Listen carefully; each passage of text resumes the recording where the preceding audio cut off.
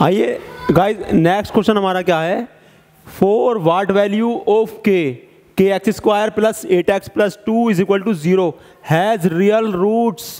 Real roots कहा गया है, रियल रूट्स। और रियल रूट्स की कंडीशन जो होती है ना, d is greater than is equal to 0। अगर d का वैल्यू ग्रेटर देन और इक्वल 0 के आता है, एक साथ आना चाहिए, अलग अलग नहीं, एक साथ अगर ये आएगा ना तभी हमें आंसर मिलेगा, नहीं तो आंसर नहीं मिलेगा।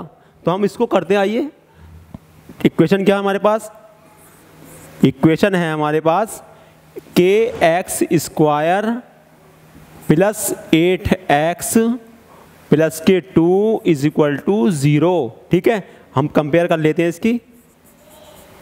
वो किससे कंपेयर करेंगे, स्टैंडर्ड इक्वेशन से। किसकी, क्वाड्रेटिक इक्वेशन की। और वो कितनी होती है, a x square plus b x plus c is equal to 0 होती है। ठीक है, अब यहाँ पर देखेंगे ए की वैल्यू कितनी मिल रही है हमें, ए की वैल्यू जो हमारे पास के आ रही है। ठीक है, के आ गया। ऐसे ही वी की वैल्यू कितने आ गई, वी की वैल्यू हमारे पास 8 आ गई। ठीक है, अगर सी की वैल्यू देखें तो सी की वैल्यू हमारे पास 2 आ गई। आई होप इतना तो आप सीख गए होंगे डायरेक्ट वैल्यू निकालना, अब बार बार बताना भी पड़ेगा आपको। ठीक है, तो आप सीख गए होंगे इस बात को।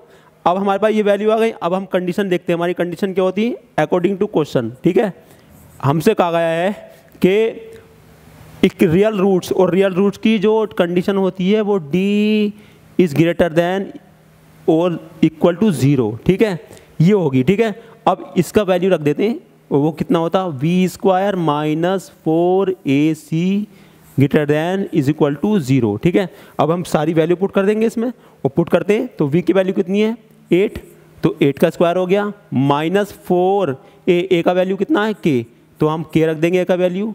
और c का वैल्यू कितना हमारे पास, c का वैल्यू हमारे पास 2 दिखाई दे रहा है, तो 2 रख देते हैं यहाँ पर। हमने 2 रख दिया, greater than is equal to 0। अब कितना हो जाएगा, 64 हो जाएगा 8 का स्क्वायर माइनस 4 2 जा 8 के हो जाएगा, greater than is equal to 0। ठीक है, अब क्या करेंगे, हम इस 16 को इधर लेकर जाते हैं।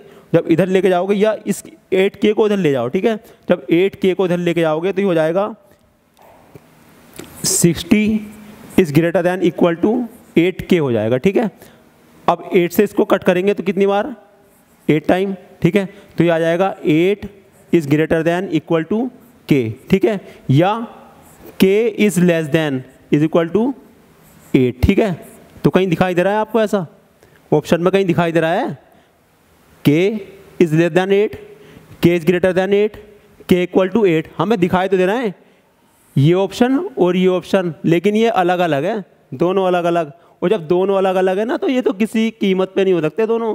ठीक है, ये गलत हो गए। कभी इसमें सोचो कि दोनों ऑप्शन सही हो जाएंगे, दोनों ऑप्शन कभी सही नहीं होंगे, ऑप्शन एक ही सही होगा। हाँ, और वो है ही नहीं इसमें, और जब नहीं है ना तो हमारा ये वाला राइट है, नॉन ऑफ दीज। ठीक है, thank you guys, I hope आपके अच्छे से समझ में आया होगा क्वेश्चन ये। तो इस बात का ध्यान रखना हमें सारी बातों का क्वेश्चन में, ये नहीं कि हम बस के आ गया इक्वल आ गया, या फिर ये लेस देन आ गया और इक्वल आ गया, दोनों आ रहे हैं एक साथ तो ये सही हो गया दोनों, ऐसा कुछ नहीं होता भाई। ऑप्शन नहीं है इसमें, ये वाला ये होना चाहिए, ये के लेस देन और इक्वल टू 8 ये होना चाहिए, नहीं है इसमें ये। Thank you guys.